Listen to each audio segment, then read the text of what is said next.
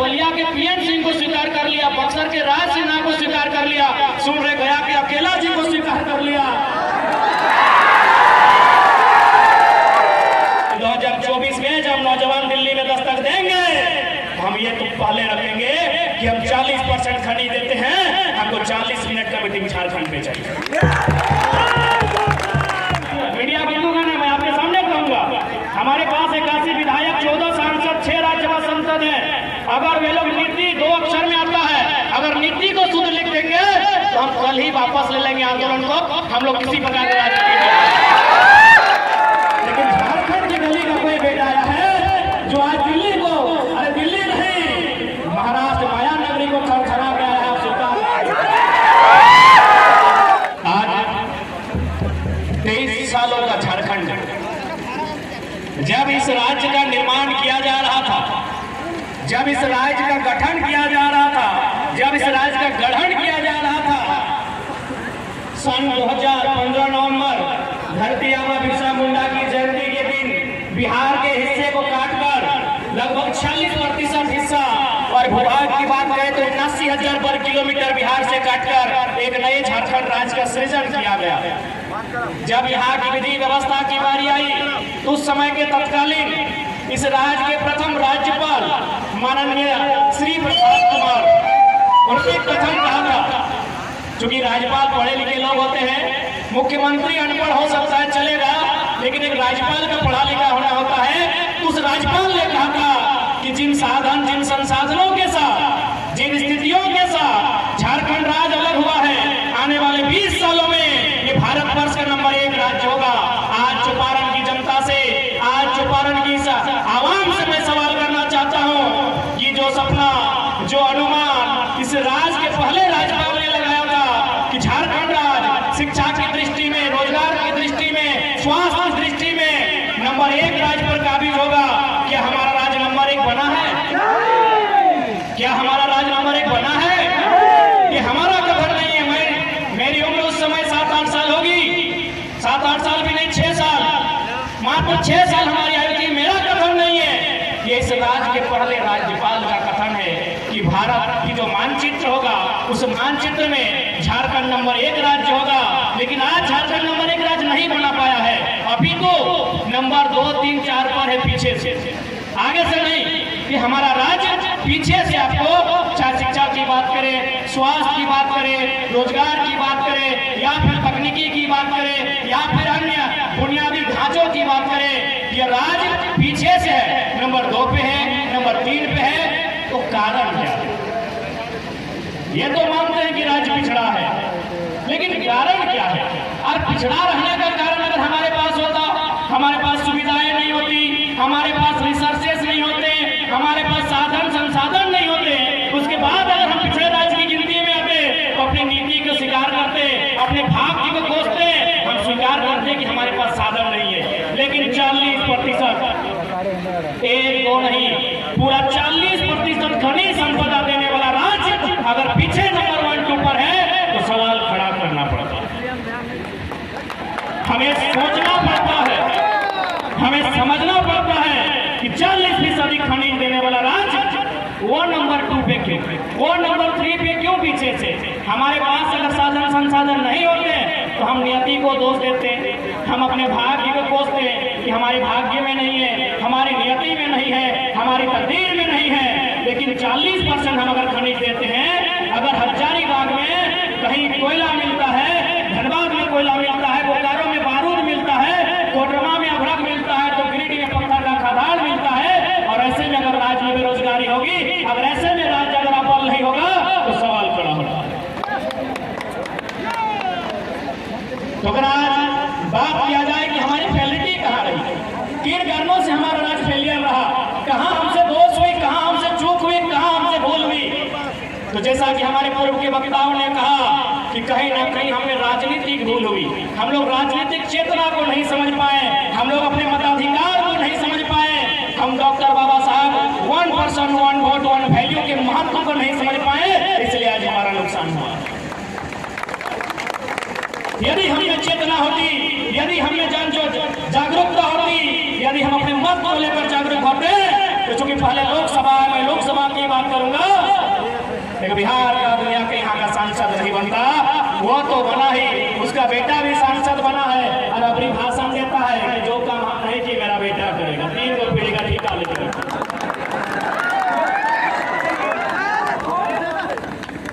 अभी जो वर्तमान भी हजारीबाग लोकसभा है ना, अभी जो वर्तमान के सांसद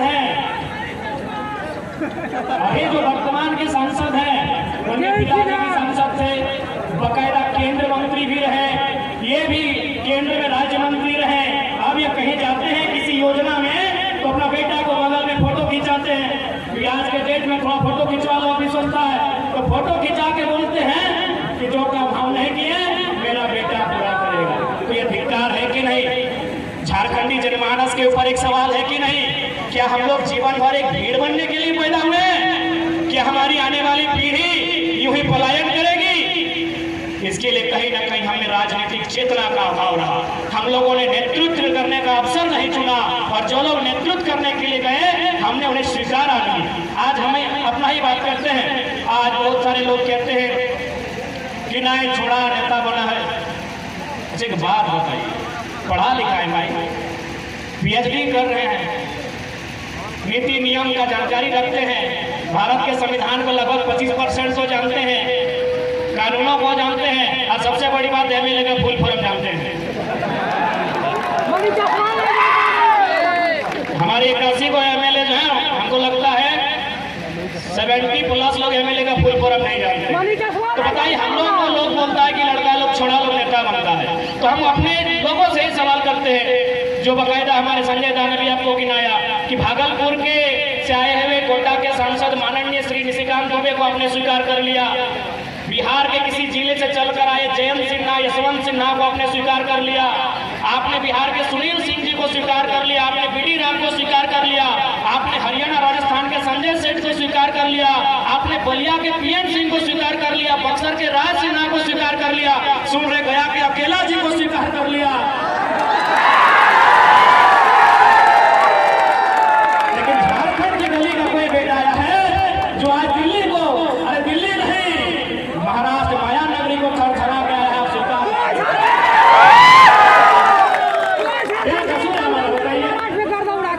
आप इधर गोड्डा के सांसद को बिहारी को स्वीकार कर लिए, हरियाणा को स्वीकार कर लिए, यूपी वाला को स्वीकार कर लिए, कांके का विधायक है आपका राजस्थान का, अरे आप गोटे इंडिया वाला को अपने झारखंड में स्वीकार कर लिए, और इसी झारखंड का पारासनाथ की मिट्टी में पलने वाला एक बेटा खड़ा हुआ है, आप लोग बोले छोड़ा नेता बन, तो बने देना की दिक्कत हो,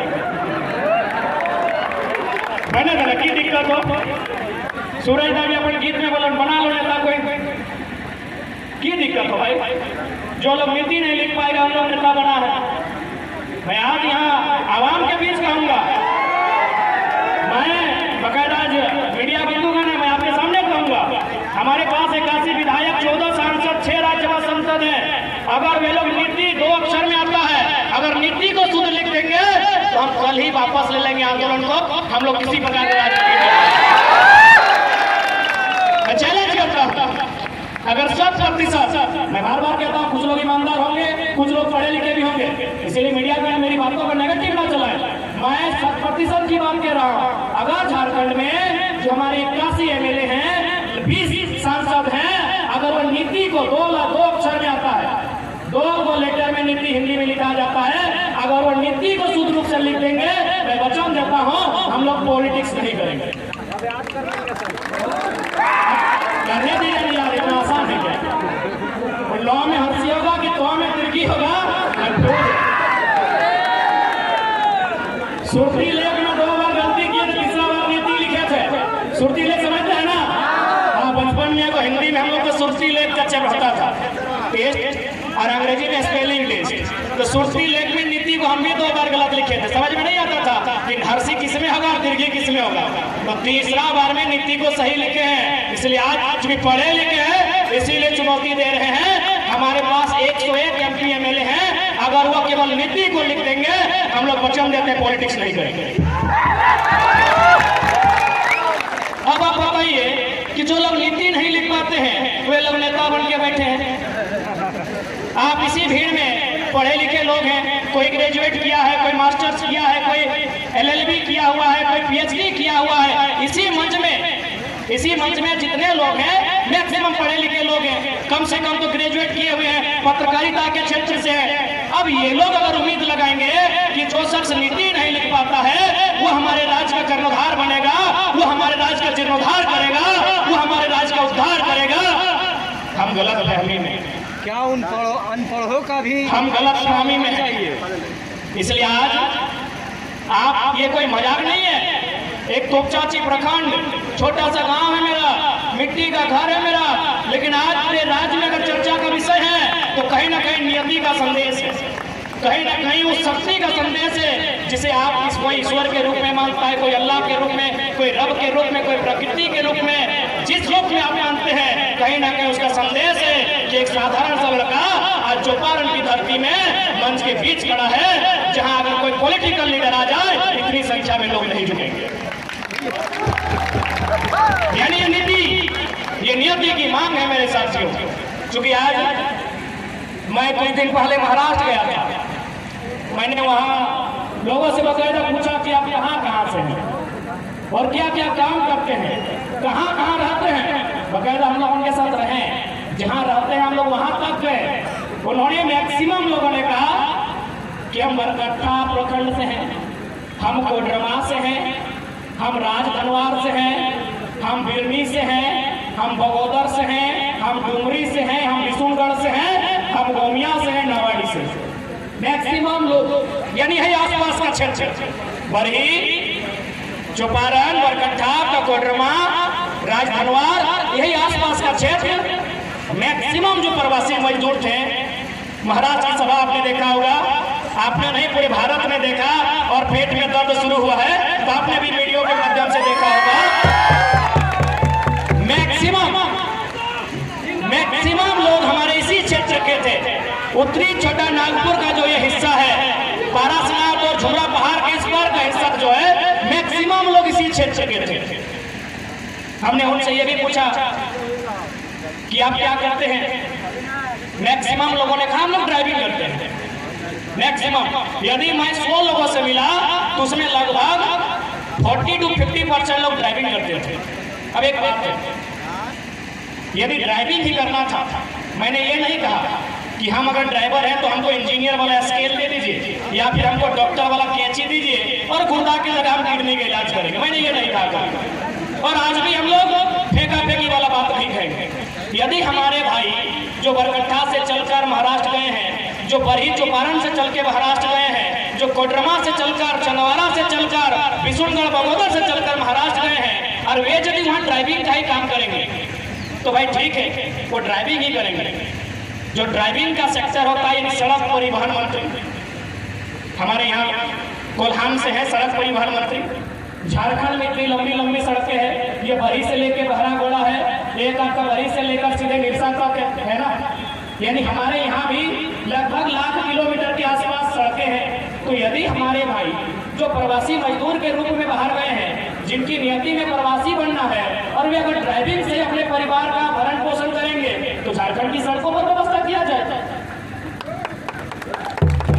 झारखंड की सड़कों पर व्यवस्था किया जाए, झारखंड की सड़कों पर ट्रांसपोर्ट की व्यवस्था किया जाए। क्या ये हम कोई पहाड़ काटने का बात कर रहे हैं, या फिर क्या हम कोई जादुई छड़ी घुमाने की बात कर रहे हैं? क्या संभव है ना संभव? क्या ट्रांसपोर्ट की व्यवस्था जो आज अगर लाखों हमारे लोग प्रवासी मजदूर के रूप में महाराष्ट्र में टेम्पो चलाते हैं, महाराष्ट्र में कार चलाते हैं, टैक्सी चलाते हैं, तो इन्हीं सड़कों पर ट्रांसपोर्ट की व्यवस्था किया जाए। और बिल्कुल मजदूरी में तो 100%, अरे कम से कम IAS IPS तो छोड़िए, मजदूरी में भी कम से कम झारखंडी को प्राथमिकता नहीं मिलेगी तो शख्स कहाँ जाए। उसके बाद एक सेक्टर से मिला हुए लोग माइनिंग का काम करते हैं। 10 बाय 10 का कमरा था और कमरे का तापमान इतना था कि आप अगर सूरज के सामने खड़े हो जाएंगे जून महीना में तो सूरज की रोशनी का ताप आपको उतना गर्मी नहीं दे सकता है जितना उस कमरे का ताप था। उन लोगों ने कहा हम लोग माइनिंग का काम करते हैं। हमने कहा ठीक है, आप माइनिंग का काम करते हैं तो माइनिंग तो हमारे भी यहाँ होती है, कोयला की माइनिंग होती है, पत्थर की माइनिंग होती है, अभ्रक की माइनिंग होती है, यूरेनियम की माइनिंग होती है, और भी बहुत सारे पदार्थ हैं और बहुत सारे तत्व हैं जिसकी माइनिंग होती है। यदि माइनिंग ही करना है तो 2000 किलोमीटर दूर जाके महाराष्ट्र में क्यों, झारखंड में क्यों, झारखंड में क्यों नहीं? माइनिंग अगर हमको करना था तो झारखंड में हमको अवसर मिलना चाहिए, हमको झारखंड में अपॉर्चुनिटी मिलना चाहिए। क्या यह कोई हवाई बात है? संभव है, एक नियम बनाना है, सारा संभव है। आज अगर माइनिंग की बात किया जाए तो भारी संख्या में कोयला का माइनिंग होता है, तो आपकी जानकारी के लिए हम बता दें, मेघालय की बात करें, मिजोरम की बात करें, तो वहाँ क्या होता है, कोऑपरेटिव सोसाइटी के माध्यम से माइनिंग होती है, यानी रैयतों को राइट मिलता है। तो भाई अगर हम माइनिंग की बात करेंगे, अगर हम मजदूरों की बात करेंगे, नीति नियम की बात करेंगे, तो उसके लिए भले आज हम माइक में भाषण के रूप में बात कर रहे हैं, आज हमें मीडिया वाले कवरेज कर रहे हैं, लेकिन हमारी बात की गरिमा, हमारे बात का महत्व तब होगा जब दिल्ली में हमारी दस्तक हो। इन्हीं बातों को, हम कोई अफवाह नहीं कहेंगे, हम इन्हीं बातों को रखेंगे, इन्हीं बातों को तर्क से प्रस्तुत करेंगे, हम इन्हीं बातों पर चर्चा करेंगे, लेकिन जब सदन के भीतर चर्चा करेंगे उसकी गरिमा हो। हम इन्हीं बातों को रखेंगे, प्रधानमंत्री के सामने रखेंगे कि भाई जब बाकी राज्य हैं जहां आपने कोऑपरेटिव सोसाइटी का गठन किया है, वहां यदि रैयत के माध्यम से कोयला का खनन होता है या फिर वहां एक बेहतर पुनर्वास की नीति है, तो झारखंड में क्यों नहीं? हम इन्हीं बातों को वहां दोहराएंगे, क्योंकि जब तक सदन में आपका चर्चा नहीं होगा, जब तक देश के सबसे बड़े पंचायत में आपका चर्चा नहीं होगा, तब तक आप अपनी उन्नति की नहीं सोच सकते हैं, आप अपने विकास की नहीं सोच सकते हैं। और आज 23 सालों के झारखंड में झारखंडी इतना जागरूक हुआ है कि 2024 में जब नौजवान दिल्ली में दस्तक देंगे, हम ये तो पहले रखेंगे कि हम 40% खरीद देते हैं, हमको 40 मिनट का मीटिंग झारखंड में चाहिए। 40 हमको ज्यादा नहीं चाहिए, 40 मिनट का मीटिंग चाहिए। झारखंड के विषय में कैबिनेट चाहिए। 40% हम खनिज संपदा देते हैं, हमारी बिजली कलकत्ता से लेकर बांग्लादेश तक मंगाती है, हमारा कोयला पूरा देश से चूल्हा जलता है, और आज अगर वो राज्य अपना अधिकार मांगता है, इसमें कोई गुनाह नहीं। क्या कोई